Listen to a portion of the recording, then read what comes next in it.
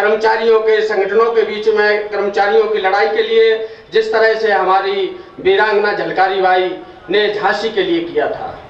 साथियों, आज का जो विषय और मुद्दा है आरक्षण समर्थक सम्मेलन। साथियों, आरक्षण को लेकर के अभी हमारे तमाम वक्ताओं ने कविताओं के माध्यम से, अपनी वाणी के माध्यम से आप लोगों को बताया, लेकिन साथियों आप लोगों से ज्यादा समय बर्बाद करने की नहीं करना चाहता हूं मैं, क्योंकि आप लोग सब बुद्धिजीवी हैं कि आरक्षण हमको बाबा साहब ने किन परिस्थितियों में पूना पैक्ट के माध्यम से दिलवाया था, आप सभी लोग जानते हैं। लेकिन साथियों, आज हमें आजादी के 67 साल हुए ही नहीं है कि हमारे तमाम विभागों में आरक्षण पूरा नहीं हुआ था और उसको छीनने का काम इन मनुवादियों ने कर दिया है। साथियों, इसके पीछे हमको जाना होगा कि आखिर इस आरक्षण के लिए इस देश की शक्तियां कौन काम कर रही हैं। वो कर रही हैं पूंजीवादी। जो पूंजीवादी शक्तियां हैं वो सरकार चलाती है, उनको पैसा देते हैं और जो वो पैसा करवाती है वही वो सरकारें करती है। साथियों, आरक्षण की लड़ाई आरक्षण बचाओ संघर्ष समिति ने वर्ष 2011 से लड़ी थी, क्योंकि आरक्षण समिति के पदाधिकारियों ने भाप लिया था कि ये जो सरकार तत्कालीन जाने वाली थी और उसमें अधिकारियों कर्मचारियों को क्या नुकसान होने वाला था, वो परिणामी ज्येष्ठता के लाभ की जो सर्वे रिपोर्ट होने थी वो गुमराह करके उस सरकार के एक सलाहकार जो है सतीश चंद्र मिश्रा जी ने बहन जी को गुमराह करके वो रिपोर्ट को गुमराह करके वो पूरे जो बिंदुओं पर रिपोर्ट जाने थी वो रिपोर्ट नहीं भेजी थी। उसी से अधिकारी और कर्मचारी भाग चुके थे कि आने वाले सरकार जो आएगी वो निश्चित तौर से आरक्षण पर घात करेगी। तो साथियों, मंच पर हमारे तमाम विराजमान है, नेता लोग विराजमान है। हम अधिकारी और कर्मचारी तो उत्तर प्रदेश में निपट चुके हैं, अब हो सकता है बारी राजनीतिक वालों की हो। अधिकारी कर्मचारी आरक्षण से तो निपट चुके हैं, पदोन्नति में डिमोशन की कार्रवाई हर विभाग में अधिकारियों और कर्मचारियों के साथ हो चुकी है। हो सकता है कि अब आरक्षण में जो हमारा नगर निगम में होता है, ग्राम पंचायतों में होता है, विधानसभा में और होता है और लोकसभा में होता है, हो सकता है इनकी घात उस पर होगी। और मैं तो यहां तक कहता हूं कि बिहार की हम उस दलित भाइयों को, महादलित भाइयों को इस मंच के माध्यम से धन्यवाद देते हैं कि उन्होंने भाजपा को रोकने का जो काम किया है उसी से आरक्षण की लड़ाई आपकी रुक गई है। वरना यदि ये भाजपा की सरकार बिहार में बन जाती तो अगला कदम निश्चित तौर से संविधान के संशोधन के नाम पर आरक्षण को खत्म करने का मसौदा इन भाजपा वालों ने तैयार कर लिया था। तो पुनः हम उन बिहार के दलितों महादलितों को पुनः इस मंच के माध्यम से आभार प्रकट करते हैं कि जिस तरह से उन्होंने बिहार में भाजपा की राह रोक दी है, आप भी उत्तर प्रदेश में अधिकारियों कर्मचारियों जो हमारे सामने सम्मुख बैठे हुए कार्यकर्ता हैं वो हाथ उठा करके सौगंध ले लें कि उत्तर प्रदेश में हमें भाजपा को नहीं आने देना है। यदि उत्तर प्रदेश में भाजपा आप लोग नहीं आने देंगे तो हम दावा करते हैं कि आरक्षण आपका पुनः पदोन्नति में बहाल होगा और बहाल होगा। यदि भाजपा उत्तर प्रदेश में आ जाएगी तो हमारी जो दुर्गत होगी वो कोई कहने वाले नहीं होगी। आपकी सारी पदोन्नतियां आपको आरक्षण के नाम पर खत्म कर दी जाएंगी, ना कोई आपकी भर्ती होगी, ना आपके कोई आने वाला लड़ने वाला होगा। साथियों, जहां जो जिस मंच पर जहां जो जिस जगह पर हो उसको अपने वहां बैठ करके आरक्षण की लड़ाई लड़ना है, क्योंकि ये आरक्षण की लड़ाई हमको सारे तुमने कहीं का नहीं छोड़ा, तुमने आरक्षण की लड़ाई लड़ी नहीं और हमको ये सड़कों पर दिन घूमने के आना है।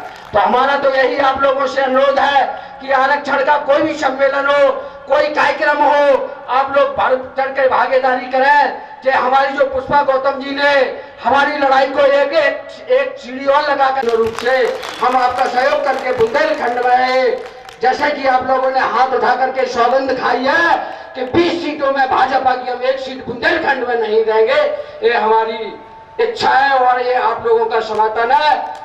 आप इसी तरह से हमारी जो आरक्षण की लड़ाई है उसमें हमारी आवाज में आप लोग नारे लगाइए, क्योंकि हम लोग ज्यादातर कर्मचारी अधिकारी हैं। हम लोगों के पास ना तो लाठियां होती हैं, ना बंदूकें होती हैं, ना तोपें होती है, सिर्फ हम लोग वाणी से ही अपना काम करते हैं। तो वाणी के माध्यम से आपको ये आवाज प्रदेश के मुख्यमंत्री और माननीय प्रधानमंत्री जी तक पहुंचाना है, क्योंकि दोनों हम लोगों का ये सौभाग्य समझिए या दुर्भाग्य समझिए कि हमको जिस तरह से देश का प्रधानमंत्री लफ्फाजी मिला, उससे बढ़कर के कहीं उत्तर प्रदेश का मुख्यमंत्री भी है। तो सिर्फ हम लोगों को अपनी वाणी पे ही अपना गर्व करना चाहिए। आप अपनी हमारी आवाज में आप लोग नारे लगाइए, निश्चित तौर से आप लोगों की आवाज वहां तक गूंजेगी। आरक्षण कोई भीख नहीं है, आरक्षण कोई भीख नहीं है, आरक्षण कोई भीख नहीं है। जय भीम जवान। आज जो हम यहाँ बैठे हैं तो आरक्षण की दुर्गति, आरक्षण को समाप्त करना, ये तो करीब करीब एक टुकड़ा हमारे बीच में रह गया है कि नौकरियों में केवल एक आरक्षण की बात जो हम कर रहे हैं वो भी बेईमानी है। क्योंकि आज इस देश के अंदर प्राइवेटाइजेशन को लेकर, संविदा भर्तियों को लेकर के और जो भी व्यापार चल रहा है उसमें एक वर्ग का विशेष प्रतिनिधित्व है। तो साथ ही ये बात बिल्कुल सही है कि अगर हमारा ये वर्ग जागरूक नहीं हुआ तो ये छोटा सा भी जो टुकड़ा है ये भी चला जाएगा हमारे बीच से। तो अगले हमारे वक्ता के रूप में मैं आपके सामने आमंत्रित कर रहा हूँ हमारे बीच में श्रीमती रानी वर्मा, जो कि प्रदेश अध्यक्ष हैं नर्सेज संघ की। श्रीमती रानी वर्मा आए और अपनी बात आपके बीच रखें। श्रीमती रानी वर्मा। अंबेडकर साहब, मानवर काशीराम साहब, आरक्षण बचाओ संघर्ष समिति के तत्वाधान में डॉक्टर पुष्पा गौतम जी का ये बहुत ही प्रशंसनीय कार्य है। इस सभा की अध्यक्षता कर रहे पूर्व मंत्री भगवती सागर जी, श्री संत जी और तमाम संगठनों के अध्यक्ष और महामंत्री। सभी को बताया जाता है कि आज हमारा आरक्षण बचाओ संघर्ष समिति के तत्वावधान में फलानी जगह जनसभा हो रही है, यहाँ जनसभा हो रही है, वहाँ जनसभा हो रही है, लेकिन हम और आप इतने शिथिल हो गए हैं, इतने बिजी हो गए हैं कि जो हमारे नौनिहाल हैं, जो हमारे बच्चे हैं, जिनकी आगे जाके भविष्य बनना है, हम उनके लिए कुछ भी नहीं सोच रहे हैं। अभी एक से एक वक्ता आए, सभी ये कह के जा रहे हैं कि हमें जागरूक होना है। हम कैसे जागरूक होंगे? हम क्यों इतने शिथिल हैं? हम क्यों इतने मजबूर हैं? हम क्यों इतने डरते हैं? हमें डरना नहीं है, हमें डर को भगाना है, एकजुट होना है, एकता में बनना है। और जहां भी कहीं इशारा होता है कि आज हमारे आरक्षण की यहाँ पर सभा हो रही है, हमारी पूरी ड्यूटी बनती है कि हम जाएं। अभी मंच के माध्यम से सभी ने बताया, पूर्व वक्ताओं ने बताया कि 8 लाख कर्मचारी डिमोशन हो चुके हैं, ग्रस्त हैं, फिर भी सभा में आना गवारा नहीं करते हैं। क्या बात है? खुल के कहिए कि हम दलित हैं, हम एससी हैं, हम एसटी हैं, हमें जाना चाहिए, हमारी ड्यूटी है और लोगों को लाना भी चाहिए। मैं डॉक्टर पुष्पा गौतम को इस मंच के माध्यम से ये विश्वास दिलाना चाहती हूं कि जब भी उन्हें और मेरे साथियों की जरूरत हो, आदेश करें, हम उनके लिए हाजिर हैं। मेरी आवाज में आवाज मिलाकर बोलिए, बाबा साहब, बाबा साहब, बाबा साहब, आरक्षण हमारा, आरक्षण हमारा, जय संघ जय। धन्यवाद। और इस देश के अंदर जो शासन कर रहे हैं उनका एक बहुत बड़ी साजिश है जो कि कोर्ट के माध्यम से चली जा रही है, और कोर्ट भी आज हमारे देश के अंदर जो शासन कर रहे हैं उनका समर्थक साबित हो रहा है। ऐसी हालातों में साथियों हमें इस बात का भी ध्यान रखना। आरक्षण तो हमको बाबा जी ने दे ही दिया है, क्या हम और आप उसकी रक्षा कर पा रहे हैं? अपने ही हाथों से अपना ही आरक्षण गंवा दिया है। बाबा जी ने तो हमको जमीन से उठाकर ऊपर करा था, लेकिन हम तो नीचे तो नहीं गए पर मझधार में गए हैं। जो हमारे ऊंचे ऊंचे पद हैं वो हमको पदोन्नति से मिलते थे, अब तो नहीं मिलेंगे। और आगे तैयारी कर रहे हैं हमारे आरक्षण को छीनने की। तो हम लोग एक होकर इतने लोग अधिकारी कर्मचारी हमारे पदोन्नत हो चुके हैं, लेकिन क्या किसी का खून खोला है अभी कि मेरे साथ क्या हो रहा है? सभी बड़े सुलभ ढंग से ही सह रहे हैं। अरे मैंने पहले ही ले लिया है लाभ, दूसरे लोगों को भी लेने दीजिए। ऐसे हमारे प्रमोशन के आरक्षण छिन गया है, ऐसे ही हमारा आरक्षण और हो जाएगा और जहाँ के तहाँ पहुँच पाए। बाबा साहब ने तो अकेले ही रहकर इतना सब कर दिया है और हम और आपको यहाँ तक आ गए हैं। क्या कोई ने इतना सब सुख देखे हैं? जो बाबा जी की ही देन है जो आज हम इस पंडाल में, इस मंच पे और इस जगह कार्यालय में, घरों में, मकानों में बैठे हैं। तुझे क्या है? बाबा जी की देन है। अगर हम बाबा जी को याद करते हैं तो उनके कर्मों पर क्यों नहीं चलते हैं? जो भी बुलाते हैं मंच पर या जो भी कार्यालय स्थल या मीटिंग होती है तो वहाँ पर कितने लोगों को बुलाया जाता है। मुश्किल में जब 100 की जगह 10 ही आते हैं। ऐसे ही अधिकार छिनते जाएंगे। अगर हम लोगों की भीड़ नहीं होगी, संख्या नहीं बढ़ोगी तो फिर ऐसे छिन जाएगा आरक्षण। आरक्षण को बचाना है, यही हमारा आपसे अनुरोध है कि सभी लोग एक होकर, संगठन में ही शक्ति है, सभी एक साथ होकर ज्यादा से ज्यादा संख्या में कोई भी मीटिंग हो उसमें शामिल हो, जिससे विरोधी पक्षों को पता चले कि हम ही कुछ जानते हैं, हम विरोध में हैं तो लोग नहीं छीनेंगे। और जय हिंद जय भारत। सबसे पहले तथागत गौतम बुद्ध के चरणों में श्रद्धा सुमन अर्पित करते हुए, साथ ही आरक्षण के जनक छत्रपति साहू जी महाराज के चरणों में श्रद्धा सुमन अर्पित करते हुए,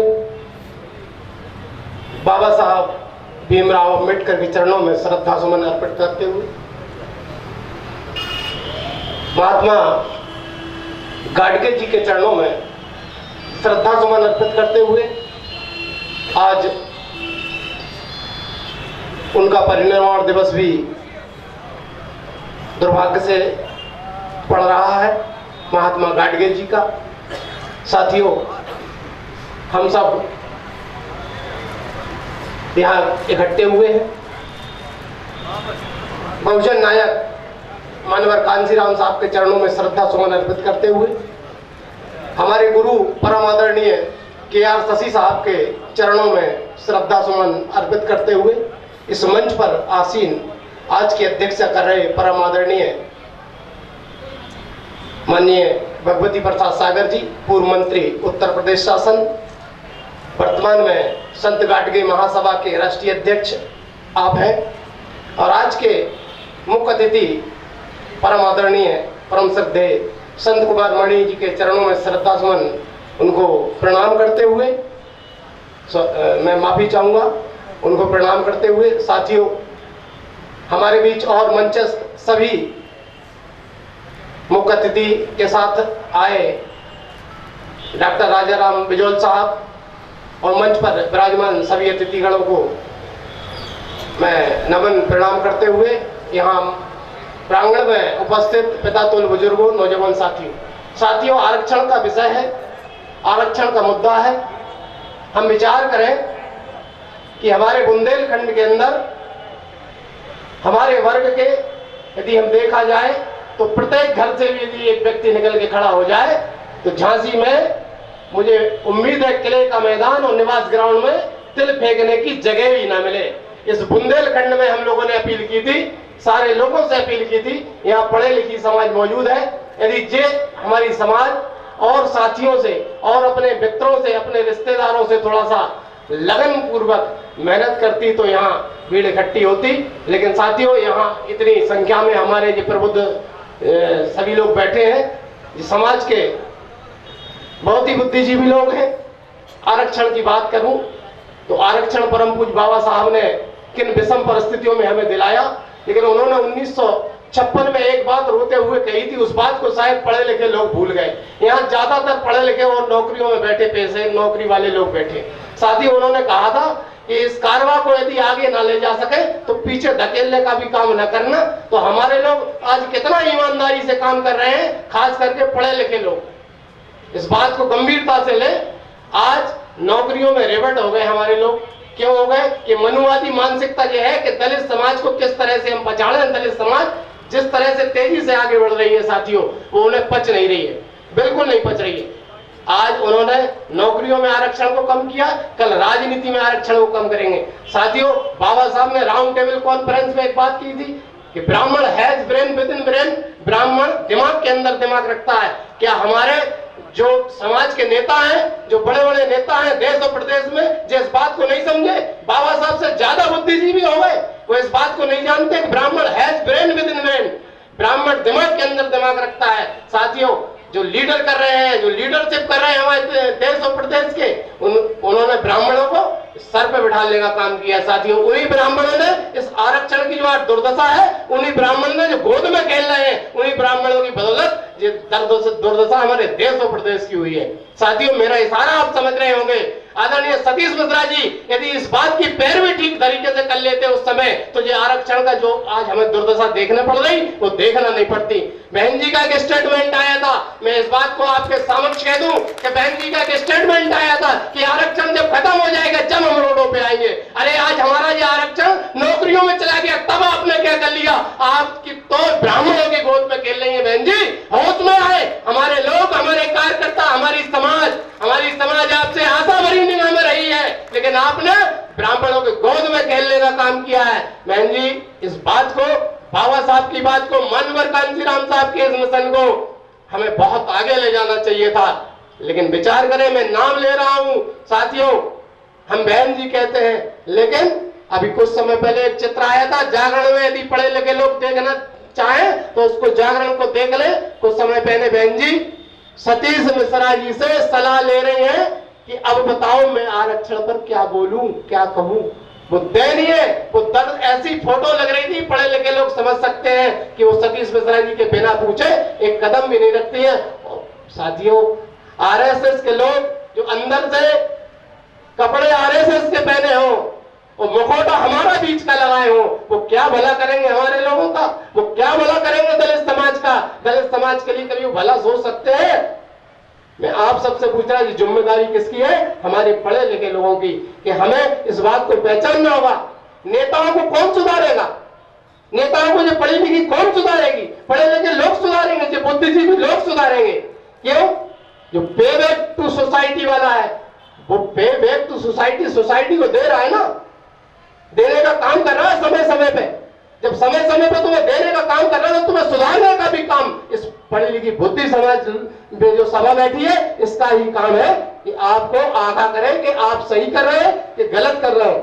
आरक्षण हमारे बीच से हिम्मत नहीं थी, मनुवादी लोगों की हिम्मत नहीं थी मोहन भागवत की ये बात कहने की, जो बिहार के पीक चुनाव में, भरे चुनाव में मोहन भागवत ने जो बयान दिया कि आरक्षण खत्म हो जाना चाहिए।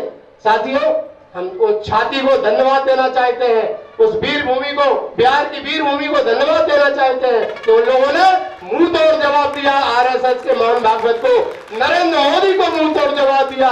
नरेंद्र मोदी समझ ले और उत्तर प्रदेश की सरकार समझ ले, यदि उनके मंसूबे ऐसे हैं कि दलित समाज का आरक्षण छीनकर हम कोई बहुत बड़ा लाभ ले लेंगे, तो दलित समाज साथियों उसका तो नुकसान होगा, लेकिन जब वो अपनी पे आएगी तो तुमसे ताल ठोक कर दो हाथ करने के लिए मैदान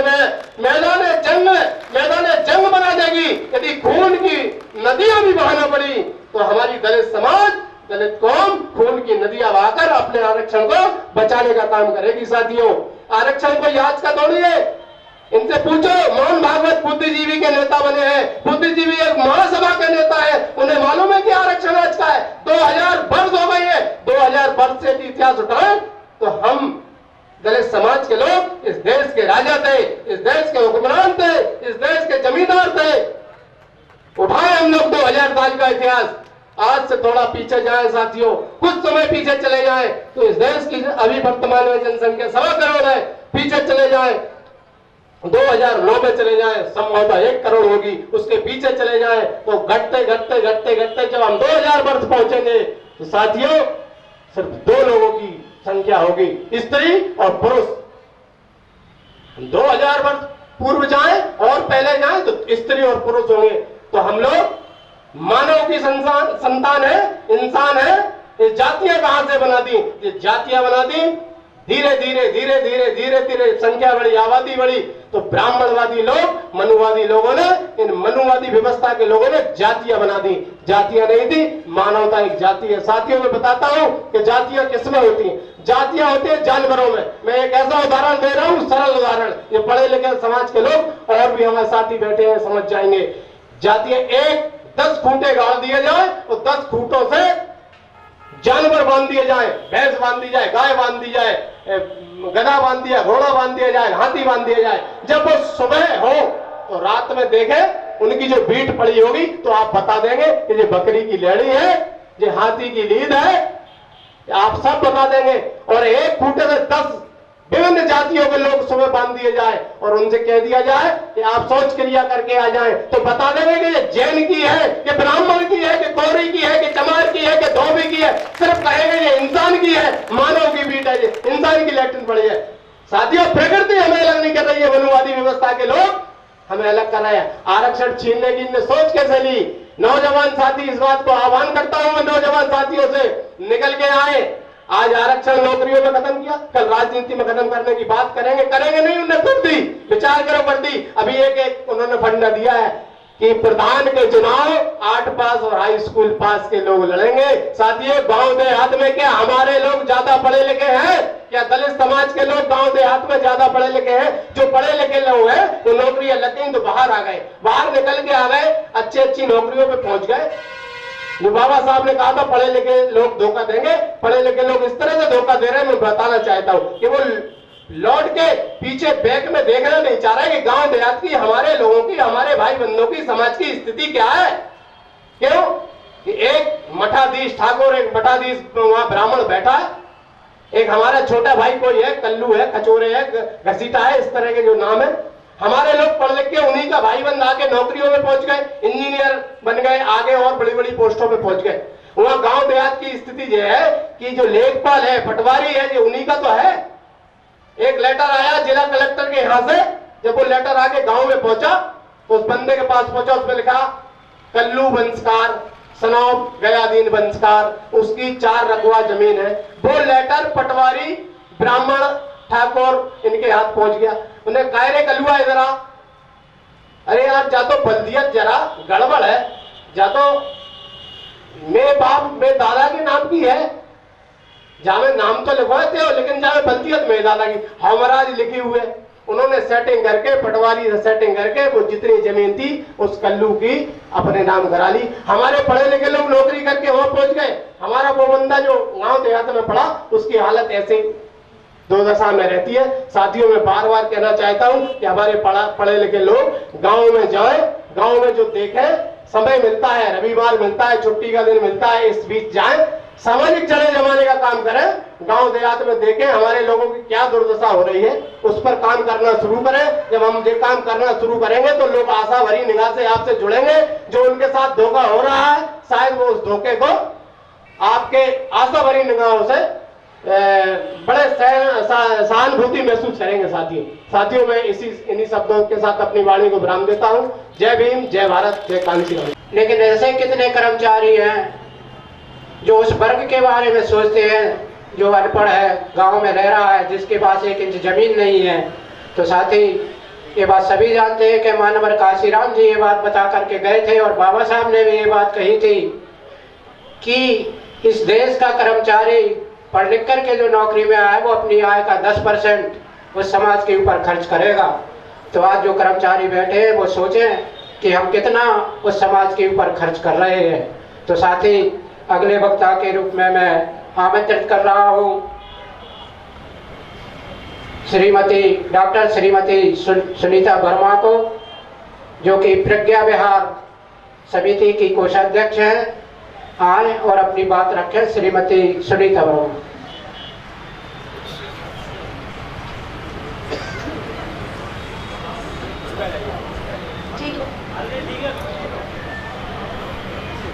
सर्वप्रथम मैं धन्यवाद करती हूँ, हालांकि मैं इस मंच पे आने के लायक नहीं हूँ ना अपनी बात कहने के, फिर भी उन्होंने मुझे मौका दिया है अपनी बात कहने का। तो मैं प्रयास करती हूँ अल्प शब्दों में और कम समय को लेते हुए अपनी बात को आपके सामने रखने के। यहाँ पे जितने लोग भी उपस्थित हैं वो सभी लोग पढ़े लिखे और विद्वान लोग उपस्थित हैं। आप सभी लोग जानते हैं कि हमें आरक्षण किस प्रकार से मिला। आरक्षण को मिलने के लिए बाबा साहब डॉक्टर भीमराव अंबेडकर ने कितना अथक प्रयास किया जब हमें इसकी प्राप्ति हुई। आरक्षण को अगर हम शाब्दिक रूप में माने तो हम ये होगा कि प्रतिनिधि करने वाला। बाबा साहब को जब मौका मिला संविधान बनाने का, चूंकि उनको मौका देना था, हमारे बुद्धिजीवियों में कोई भी उनके बराबर कोई विद्वान ना होने के कारण आज भी देश को आजाद हुए 68 वर्ष हो गए, 68 वर्ष बाद भी आज भी डॉक्टर भीमराव अंबेडकर जी के बराबर कोई भी पढ़ा लिखा व्यक्ति नहीं आ पाया। और उस वक्त भी ये जो उच्च क्लास के लोग थे, उच्च समाज के लोग थे, उनके बीच में भी बाबा साहब के बराबर कोई विद्वान न होने के कारण बाबा साहब को ये जिम्मेदारी सौंपी गई। जब ये जिम्मेदारी उनको मिली तो बाबा साहब ने सोचा कि हम अपने भाइयों का उत्थान किस प्रकार से करें, और उन्होंने ब्रिटिश समाज के सामने जब ये बात कही तो ब्रिटिश समाज ने जब यहाँ भारत में आकर के यहाँ पर मौका मुआयना किया तो उन्होंने पाया कि भारतीय दलित समाज वास्तव में बहुत पिछड़ा हुआ है। ब्रिटिश कर्मचारी तंत्र में भारतीयों का प्रतिनिधित्व न होने के कारण बाबा साहब ने कहा कि हमारा समाज कुंठित हो गया है। समाज में सभी लोगों का प्रतिनिधित्व नैतिकता के आधार पर होना चाहिए, उनकी क्षमताओं को उपयोग के लिए उन्हें आरक्षण दिया जाना आवश्यक है। और इस प्रकार से उन्होंने सभी के सामने बात रखकर ब्रिटिश समाज के सामने और सामंत साहूकार और राजा महाराजा जिस समय जिनका शासन था उन सबके सामने रखकर हमें किसी प्रकार से आरक्षण दिलवाया। परंतु साथियों, मैं आप लोगों से ये कहना चाहती हूँ कि हमें आरक्षण मिला, वो हमें कोई भीख नहीं मिली, कोई सौगात नहीं मिला। आप सभी लोग जानते हैं कितने संघर्षों के बाद हमने इस मुकाम को पाया है और इस मुकाम में हमें उसका लाभ भी मिला है। अनेकों हमारे भाई अनेकों पदाधिकारी पदों पर पहुंचे हैं, उसका उपयोग किया है। परंतु क्या हम अपने तक ही सीमित रहेंगे? ये आरक्षण हमने अपना खुद तो लाभ ले लिया, परंतु आने वाली जो पीढ़ी है, नौनिहाल है, हमारे बच्चे, हम अपने बच्चों के बारे में बिल्कुल नहीं सोचेंगे। हम इतने स्वार्थी कैसे हो गए कि हमारे पदोन्नति से पदोन्नति कर दी गई, उसके बावजूद हम सब एकत्रित होकर के अपनी बात को नहीं कहते हैं। अगर कहते हैं तो मामूली से हम लोग गोष्ठी संगोष्ठी कर करके अपनी बात कर लेते हैं, हम लोग बड़े रूप में कहीं भी उपस्थित नहीं हुए। यदि हो गए होते तो उत्तर प्रदेश सरकार एक बार सोचने पे विवश हो गई होती कि हमने दलितों के साथ ये क्या कर दिया और कैसे कर दिया। अभी भी थोड़ा सा जो समय बचा है, अभी भी हम जागरूक हो सकते हैं कि हम कम से कम अपनी पदोन्नति वाली आने वाली स्थिति को सुधार सकते हैं। अभी हमारे पूर्व वक्ताओं ने कहा कि राज्य के कर्मचारी अधिकारी तो इसको भोग चुके हैं, परंतु आने वाले समय में राजनीतिक भी लोगों को भी इसका मजा अवश्य मिलेगा अगर इसी तरह से सब लोग सोते रहे तो। अभी जो समाज में बात चलती है कि हमारा समाज क्रीमी लेयर पे आ चुका है, बहुत लोगों को आरक्षण मिल चुका है, इनका आरक्षण अब बंद कर देना चाहिए, इन्हें आर्थिक स्थिति पे सामाजिक स्तर पे ये सुदृढ़ हो गए। तो क्या भाइयों बहनों, हमारे परिवार से 2 व्यक्ति आकर के किसी सरकारी नौकरी में या किसी पदोन्नति पे आ जाते हैं तो क्या हमारा पूरा परिवार चेत गया है? हमें हमारे पूरे परिवार को फायदा मिल चुका है। गांव में रह रहे हमारे राम साहब भाई साहब या खचोरे हैं या कोई भी भाई साहब है, आप उनको देखिए, आप देखिए कि पूरे उसमें 10% लोगों को, हम लोगों को उतना फायदा मिला है। आज 15% आरक्षण होने के बावजूद भी हम पूरी तरह से आरक्षण को पूर्ति नहीं कर पा रहे। क्यों? क्योंकि ऐसा नहीं है कि हमारे बीच में कोई काबिल व्यक्ति नहीं है, बिल्कुल अवश्य काबिल व्यक्ति है, परंतु आज भी जब बच्चे हमारे कहीं किसी अच्छी जगह पे जाते हैं, उनको पोस्टिंग की जाती है, तो वहाँ जो जजमेंट करने वाले व्यक्ति बैठे होते हैं वो सवर्ण जाति के, उच्च जाति के या प्राप्त किए हुए लोग रहते हैं। जब हमारे बच्चों का इंटरव्यू आता है, उनकी नियुक्ति का समय आता है, तो उसको एक तरफ कर दिया जाता है, क्योंकि हमने अपने बच्चों को जुडिशरी से लेकर के कहीं भी अपने बच्चों को नहीं निकाला है। हम लोग छोटी मोटी चीजों पे जो हम लोग को नौकरी मिल गई उस पे हम लोग संतोष कर लेते हैं, और आगे आने वाले जो अच्छी जगह की राजनीतिक जो नौकरियां हैं वो हमें नहीं मिल पाती हैं, चाहे वो नगर आयुक्त हो, चाहे जिलाधिकारी हो, चाहे जो हो, लेकिन जितना हमें मिलना चाहिए आज उसका फायदा नहीं है। इसी फायदे के मद्देनजर क्या होता है कि विज्ञापन निकाला 2-3 बार और कह दिया कि SC और ST के लिए इतनी जगह दी गई है। SC ST का कैंडिडेट के लिए उन्होंने